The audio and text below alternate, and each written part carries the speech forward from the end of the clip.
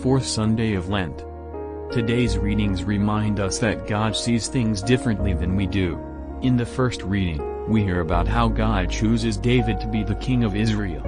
David was the youngest and smallest of his brothers, but God saw something special in him that others didn't. In the same way, God sees something special in each of us, even when we may feel small or insignificant.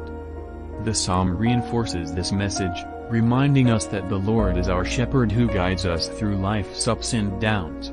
He provides for us and leads us to green pastures where we can rest and find peace. When we follow him, we'll lack nothing. In the second reading, St. Paul calls on us to live as children of the light. We are called to live in the truth and avoid the works of darkness. This means that we must be careful not to get caught up in the ways of the world that lead us away from God's light. Finally, in the Gospel reading, we hear about the healing of the man born blind. This man was an outcast in his community, seen as a sinner because of his disability. But Jesus saw him differently.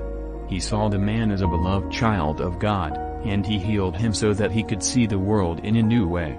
The man's eyes were opened not just physically, but spiritually as well. He recognized Jesus as the Son of Man and believed in him. As we reflect on these readings, we are called to examine our own lives and see where we may need to open our eyes to God's presence. We are called to live as children of the light, following the ways of Jesus and shining his light to others. Let us ask for the grace to see as God sees and to live in his truth. May the Lord guide us on our journey and lead us to eternal life. Amen.